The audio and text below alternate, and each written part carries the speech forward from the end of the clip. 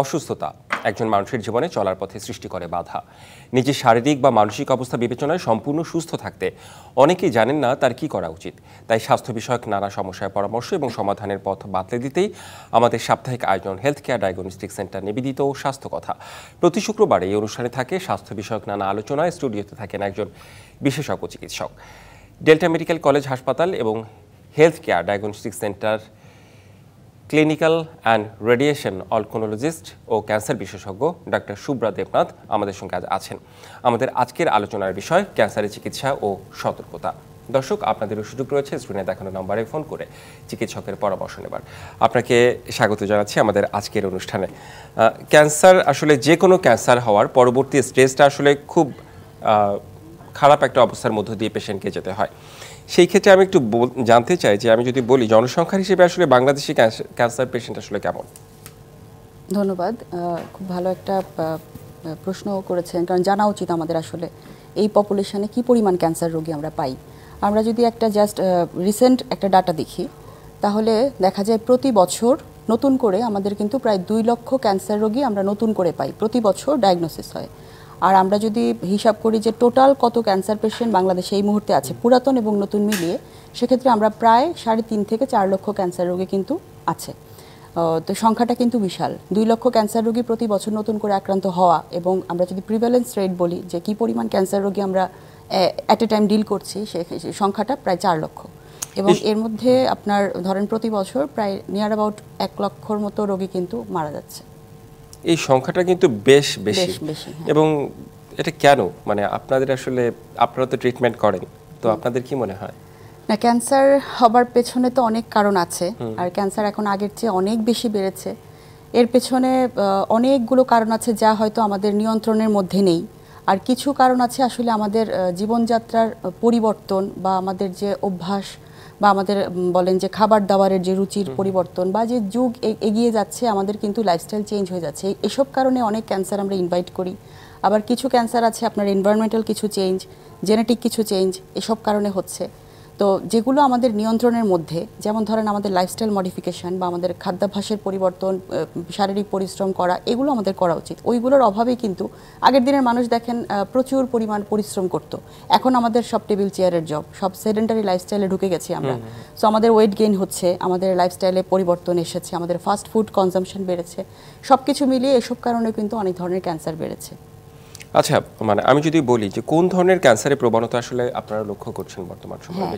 এটাও একটা যে রিসেন্ট স্ট্যাটিস্টিক্স যদি বলি, তাহলে সবচেয়ে বেশি যদি বলেন খাদ্যনালীর ক্যান্সারটা কিন্তু সবচেয়ে বেশি, একদম মানে মহিলা এবং পুরুষ দুই ক্ষেত্রেই খাদ্যনালীর ক্যান্সার বেশি। আর যদি শুধু আলাদা করে বলতে যাই যে পুরুষদের ক্যান্সার কোনগুলো বেশি হয়, পুরুষদের ক্যান্সার খাদ্যনালীর পাশাপাশি আপনার হচ্ছে ফুসফুসের ক্যান্সার, তারপর হচ্ছে আপনার লাংয়ের প্রোস্টেট ক্যান্সার হয়, তারপর হচ্ছে আপনার হাড়ের ক্যান্সার, হ্যাঁ, আর লিভার ক্যান্সার বা অন্যান্য জায়গার ক্যান্সারও কিন্তু হচ্ছে। আর মহিলাদের ক্ষেত্রে খুব বেশি যেটা আমরা পাই, যেটা হচ্ছে স্তন ক্যান্সার এবং জরায়ুর ক্যান্সার। এই দুটো বেশি পান। আচ্ছা, একটা বিষয় যে অনেক সময় লক্ষণ ছাড়াই, যেমন স্তন ক্যান্সারের কথা যদি আমি বলি, অনেক সময় খুব ছোট একটা গোটা এরকম হয়তো অনুভব করে অনেক নারী, তারপর এটা পরবর্তীতে ক্যান্সারের রূপ নেয় অনেক সময়, সে নিজেও বুঝতে পারে না। সেই ক্ষেত্রে আসলে করণীয় কি এটা আসলে বোঝার উপায়টা আসলে হ্যাঁ, বোঝার উপায়টা হচ্ছে কি, আমাদের প্রত্যেকটা ক্যান্সারেরই আলাদা আলাদা লক্ষণ আছে। সেই লক্ষণগুলো কিন্তু আমাদের ধরেন সবার কাছে যদি জানা থাকে, বেসিক কিছু ব্যাপার যদি মানুষ জানতে পারে, তাহলে আগে থেকেই সে সচেতন হতে পারে, এক নাম্বার। আর এটা হচ্ছে যেটা বললেন যে স্তন ক্যান্সার, জরায়ুর ক্যান্সারের ক্ষেত্রে মহিলাদের ক্ষেত্রে আমাদের দেশে কিন্তু খুব ভালো একটা সিস্টেম চালু আছে, সেটা হচ্ছে স্ক্রিনিং প্রোগ্রাম। তো স্ক্রিনিং প্রোগ্রামে আমাদের সুস্থ নারীরা যদি রেগুলার বেসিসে অংশগ্রহণ করে, যে প্রতি বছর একটা স্ক্রিনিং প্রোগ্রামে সে যাচ্ছে, তাহলে কিন্তু আর্লি মানে খুব সামান্য পরিবর্তনই কিন্তু সে ডায়াগনোসিস করতে পারি আমরা, যদি সে বছরে একবার চেক আপ করে বা দেখা যায় নিজের পরীক্ষা করছে। তো স্ক্রিনিংটা খুব গুরুত্বপূর্ণ। আরেকটা হচ্ছে সচেতনতা, যে সে কতটুকু নিজেকে নিয়ে সচেতন, তাহলে সে অবশ্যই আসলে নোটিস করতে পারবে যে কিছু একটা চেঞ্জ আছে বা কোনো একটা প্রবলেম হচ্ছে, ডাক্তারের কাছে যেতে হবে।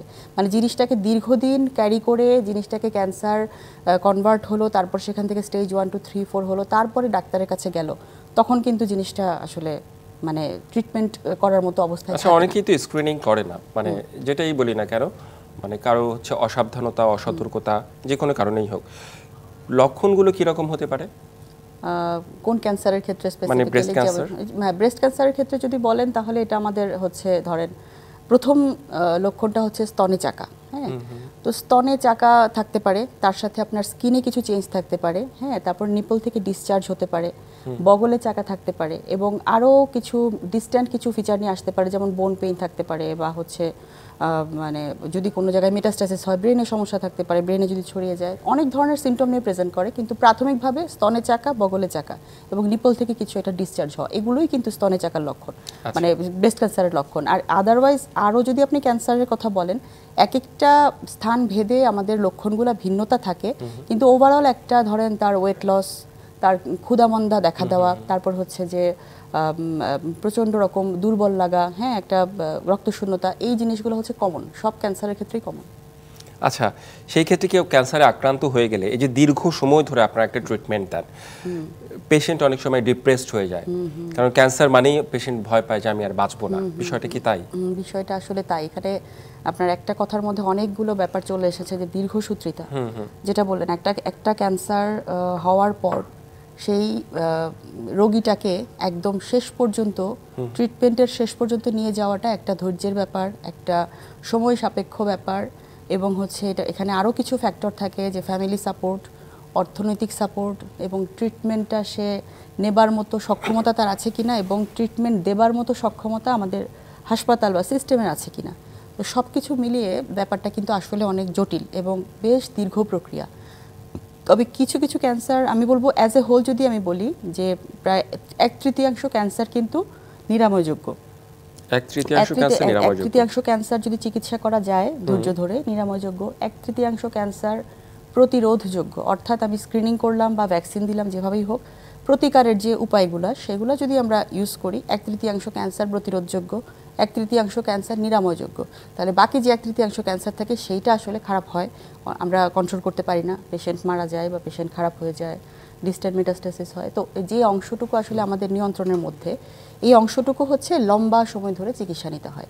মানে ক্যান্সারের চিকিৎসাটা এরকম না যে রোগী আসলো, আমি প্রেসক্রিপশন লিখে দিলাম কিছু ওষুধ এবং তিনি চলে গেলেন, ভালো হয়ে গেলেন, যেটা হচ্ছে মেডিসিন বা সার্জারিতে পসিবল।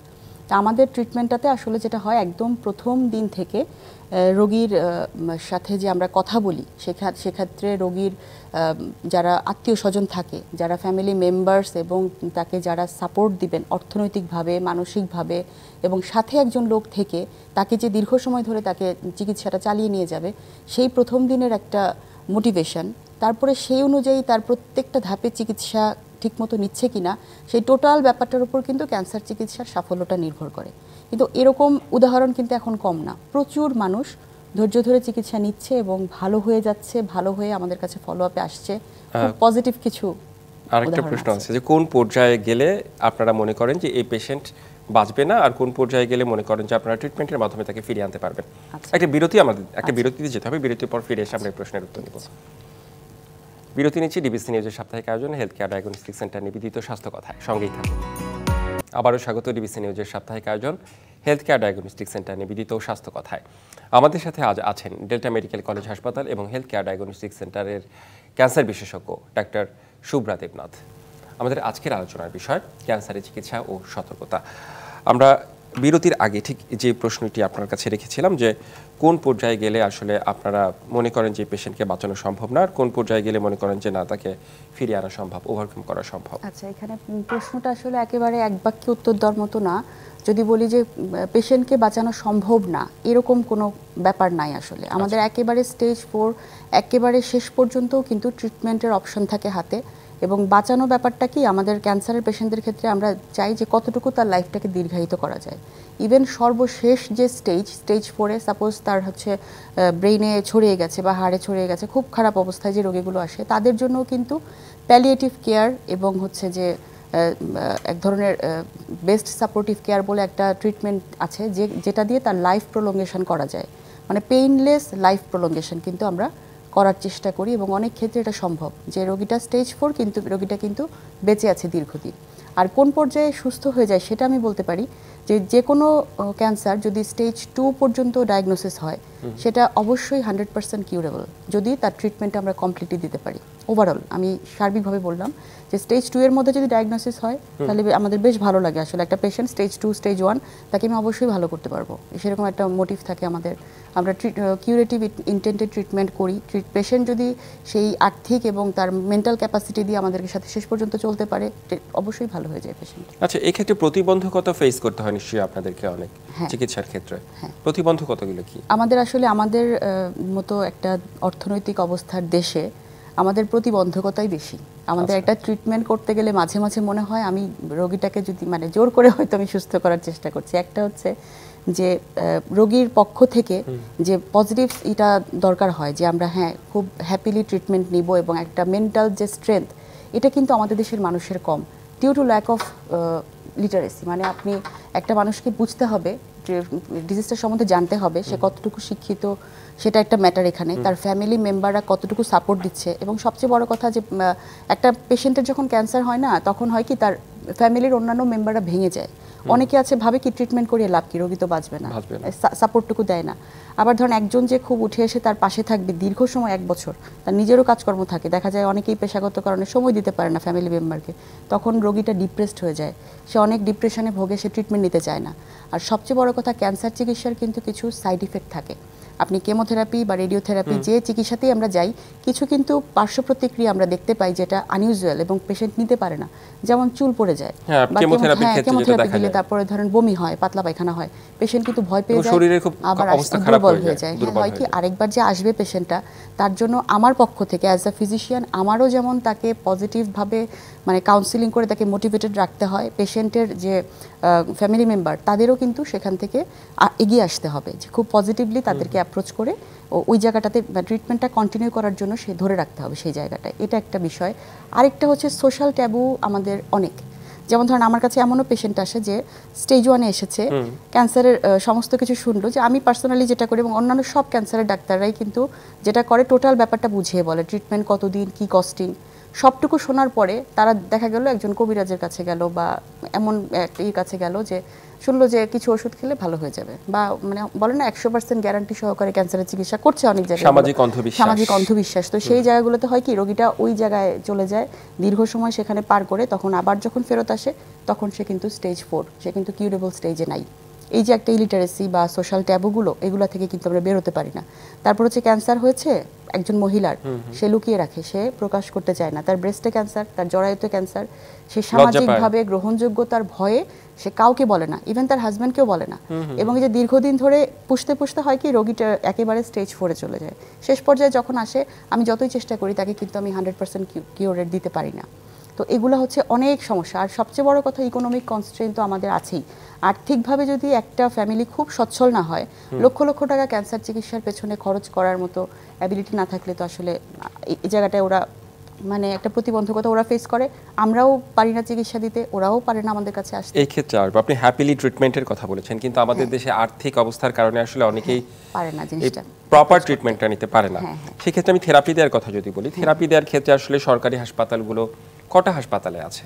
আচ্ছা, থেরাপির ক্ষেত্রে আমরা যদি বলি যে আমাদের যে জনসংখ্যার যে ঘনত্ব এবং জনসংখ্যায় টোটাল 18 কোটি মানুষের দেশে যে ক্যান্সারের রোগীর যে নাম্বার, সেই তুলনায় আমাদের যে পরিমাণ ইনফ্রাস্ট্রাকচার বা আপনি যে পরিমাণ লজিস্টিক সাপোর্ট থাকা দরকার, তার আসলে কি বলবো, কত ভাগ বলবো, মানে আপনি সিম্পলি যদি আমি হিসাব করি যে হতাশ হবার মতো, যে ধরেন 160 থেকে 70টা মেশিন আমাদের থাকা দরকার, রেডিওথেরাপি মেশিন সারা বাংলাদেশে।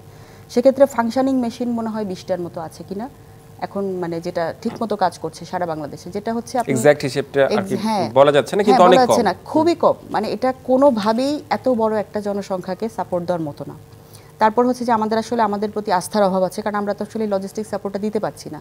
তবে হ্যাঁ, একটা জিনিস ভালো যে আমাদের কেমোথেরাপি যে ফার্মাসিউটিক্যাল কোম্পানিগুলো, তারা কিন্তু বেশ ভালো মেডিসিন তৈরি করছে। তবে এগুলোও মানে দামটা এত বেশি, সবাই কিন্তু অ্যাফোর্ড করতে পারে না। সেক্ষেত্রে বলবো যে সরকারি হাসপাতালের সাপ্লাই আছে, কিন্তু মানে পেশেন্টের তুলনায় প্রতুল না, পেশেন্টের তুলনায় সাপ্লাইটাও অপ্রতুল, তারপরে মেশিনের সংখ্যাও অপ্রতুল, দেখা যাচ্ছে আমাদের পেশেন্টরা কিউতে পড়ে যাচ্ছে, আজকে তার ক্যান্সার হচ্ছে, আমরা কয়েক মাস পরে তাকে ট্রিটমেন্ট দিতে পারছি, তো কয়েক মাসে তো অনেক দূর পেশেন্টটা খারাপ হয়ে যায়। তো এই প্রতিবন্ধকতাগুলো আসলে মানে আমাদের অর্থনৈতিক অবস্থা এবং সামাজিক অবস্থা থেকে এটা কিভাবে ওভারকাম করা যায় আমি জানি না। অনেকগুলো হাসপাতাল দরকার আসলে আমাদের। আরেকটা জিনিস খুব ইম্পর্টেন্ট আমি একটু বলতে চাচ্ছি যে আমাদের দেশে বিশেষজ্ঞ ক্যান্সার চিকিৎসকের সংখ্যাও কিন্তু খুব বেশি না, খুব অল্প। মানে যারা আছেন তারাও যে খুব সার্ভিস দিতে পারছেন তা না। যেমন বিভিন্ন ক্ষেত্রে সরকারি পর্যায়ে বেসরকারি পর্যায়ে বিভিন্ন ক্ষেত্রে কিছু সমস্যা আছে, যার কারণে খুব মানে আমি আমার জায়গা থেকে আমার অ্যাবিলিটি অনুযায়ী সম্পূর্ণটা আমি দিতে পারছি না। ওই জায়গাগুলোতেও কিছু জটিলতা আছে, যার কারণে হয় কি আমাদের স্মুথলি আমরা যে একটা ট্রিটমেন্ট ডেলিভারি সিস্টেম প্রোভাইড করব সেটা আসলে সম্ভব হয়ে ওঠে না। আচ্ছা, থেরাপি কি এক একজনের ক্ষেত্রে এক এক রকম হতে পারে? হ্যাঁ, এটা এক একজন এক একটা রোগ এক একটা স্টেজ, প্রত্যেকটা রোগীর প্রত্যেকটা রোগের প্রত্যেকটা স্টেজে তার চিকিৎসার পদ্ধতিটা ভিন্ন। মানে কে কীরকম চিকিৎসা পাবে, তার ক্যান্সারের ধরন, তার বয়স কত, তার রোগের ডায়াগনোসিসটা কি, কোন স্টেজে আছে, সে কতটুকু নিতে পারবে, তার বডি ওয়েট কত, তার রক্তের কিছু মাত্রা আছে সেগুলো আমরা দেখি, সে কী ওষুধটা নিতে পারবে। এবং দিন শেষে আমরা যে জায়গাটা আটকে যাই, আপনি দেশের বাইরে গেলে দেখবেন যে তার জন্য স্পেসিফিক ট্রিটমেন্টটা দিয়ে দেওয়া হয়, তাদের হেলথ ইন্স্যুরেন্স কাভারে যাচ্ছে। আমাদের শেষ পর্যন্ত বলতে হয় যে আপনি কোনটা নিতে পারবেন, এতে ওষুধের দাম এত, আপনার জন্য এটা দরকার কিন্তু আপনি নিতে পারবেন কিনা। তখন দেখা যায় আর্থিক অবস্থার কারণে কিন্তু রোগীগুলো আসলে প্রপার ট্রিটমেন্টটা আসলে নিতে পারে না। আচ্ছা, প্যালিয়েটিভ কেয়ারের কথা বললেন, এই কেয়ারটা আসলে আপনারা কিভাবে করেন? আচ্ছা, প্যালিয়েটিভ কেয়ারটা হচ্ছে কি, এখানে এই রোগীগুলো সাধারণত যেটা হয় যে আমি কিওর করতে পারবো না, কিন্তু রোগীটাকে আমি এমন কিছু ট্রিটমেন্ট দিব যাতে এন্ড স্টেজে পেইনলেস একটা ডেথ হয় তার। মানে ব্যাপারটা হচ্ছে আমি জানি যে হয়তো রোগীটা খুব বেশি দিন বাঁচবে না, কিন্তু ট্রিটমেন্টের মাধ্যমে সে হয়তো যে পেইনফুল যে ডেথ তার 7 দিনের মধ্যে হতো, সেই রোগীটাকে একটা বেস্ট সাপোর্টিভ কেয়ার বা প্যালিয়েটিভ কেয়ার বা হসপিস কেয়ার বলা হয়, এগুলোর মাধ্যমে রোগীটাকে আমি 6 মাসের একটা প্রলঙ্গেশন করলাম লাইফ, এবং সেটা হচ্ছে পেইনলেস। এটা কি কাজ করে? মানে মানসিকভাবে আপনারা তাকে কিভাবে সাপোর্ট দেন? মানসিক সাপোর্টটা হচ্ছে যে এখানে আসলে অনেকগুলো উইং আছে। প্যালিয়েটিভ কেয়ারটা একটা বিশাল বড় অ্যাসপেক্ট। এখানে অনেকগুলো, মানে তাকে মানসিক সাপোর্ট, এখানে বলে স্পিরিচুয়াল সাপোর্ট। মানে একটা মানুষ যখন আসলে মৃত্যুর কাছাকাছি চলে যায়, সে জানে যে আমি সুস্থ হচ্ছি না, সেক্ষেত্রে তার স্পিরিচুয়াল সাপোর্টটা খুব জরুরি। তার চিন্তা ভাবনার একটা পরিবর্তন, তার মেন্টাল স্ট্রেংথ তৈরি করা, তার লাইফস্টাইলে কিছুটা চেঞ্জ হয়, সেটা সে কতটুকু রিসিভ করতে পারছে। মানে মৃত্যুটাকে সহজভাবে রিসিভ করার একটা ক্যাপাসিটি, যেটাতে হয়তো আমরা খুব বেশি দক্ষ এখনও হয়ে উঠতে পারিনি, কিন্তু মানে এই অ্যাসপেক্টটা কিন্তু আছে, এবং দেশের বাইরে এটা খুবই স্ট্যাবলিশড। আমাদের দেশে কাজ চলছে, হয়তো খুব অচিরেই আমরা, বিশেষ করে বঙ্গবন্ধু মেডিকেল কলেজ হাসপাতালে প্যালিয়েটিভ কেয়ার ইউনিট আছে, বেশ ভালো ওরা সাপোর্ট দিচ্ছে যে পেশেন্টকে যেন পেইনটা যেন না হয়। যার খুব বেশি ব্যথা, সে ব্যথাটার জন্যই কষ্ট পাচ্ছে, তার ব্যথাটা কমিয়ে দেওয়া। যার খুব বেশি কোনো কারণে কাশির সাথে প্রচণ্ড রক্ত যাচ্ছে, মানে প্রচুর ব্লিডিং হচ্ছে, তাকে একটা প্যালিয়েটিভ রেডিওথেরাপি দিয়ে দেওয়া। মানে যেটা তার লাইফকে ভয়ঙ্করভাবে কষ্ট দিচ্ছে, সেই কষ্টটুকু কমিয়ে দেওয়ার জন্য যে ট্রিটমেন্টটা, সেটাকেই বলা হয় প্যালিয়েটিভ। একদম সংক্ষেপে জানতে চাচ্ছি, প্রতিরোধ বা প্রতিকার, মানে একজন সচেতন হবে একজন মানুষ কিভাবে সচেতন হবে? এখানে সবচেয়ে বড় মানে দায়িত্ব যেটা বলি আমাদের পক্ষ থেকে, প্রচার করা, যে ক্যান্সারের ব্যাপারটাকে প্রচার করে গ্রহণযোগ্য পর্যায়ে নিয়ে যাওয়া। একসময় কিন্তু ডায়াবেটিসের ব্যাপারে মানুষের আতঙ্ক ছিল, এখন ঘরে ঘরে ডায়াবেটিস, মানুষ ভয় পায় না। তো ক্যান্সার হতেই পারে, ক্যান্সার আমার আপনার যে কারো হতে পারে, এবং ক্যান্সারের প্রকোপ বাড়ছে, সেটাকে অ্যাকসেপ্টেবল লেভেলে নিয়ে আসা, সাইকোলজিক্যালি অ্যাকসেপ্ট করতে হবে, জানা যে আমি কি হলে ক্যান্সার হবে, ক্যান্সার হলে আমাকে কোথায় যেতে হবে, আমি যেন মিসগাইডেড না হই, ক্যান্সার হলে ভালো হয় এবং আর্লি স্টেজে ডায়াগনোসিস করার জন্য আমাকে কি করতে হবে, এই যে ইনফরমেশনগুলো মানুষের মধ্যে ছড়িয়ে দেওয়া, এবং যারা আছে রিসিভার যারা, তাদেরও সেই জায়গাটায় আসতে হবে যে আমরা এই কথাগুলো শুনবো, এই কথাগুলো মানবো, এবং ডাক্তারের কাছে একটা হেলথ চেকআপে যাব। তাহলেই কিন্তু আসলে জিনিসটা সহজ হয়ে যায়। সচেতনতা খুবই গুরুত্বপূর্ণ বিষয় এখানে। আপনাকে অনেক ধন্যবাদ আমাদের আজকের অনুষ্ঠানে যুক্ত হওয়ার জন্য এবং পরামর্শ দেওয়ার জন্য। ধন্যবাদ। হেলথ কেয়ার ডায়াগনস্টিক সেন্টার নিবেদিত স্বাস্থ্য কথা এই ছিল আমাদের আজকের আয়োজনে। সঙ্গেই থাকুন।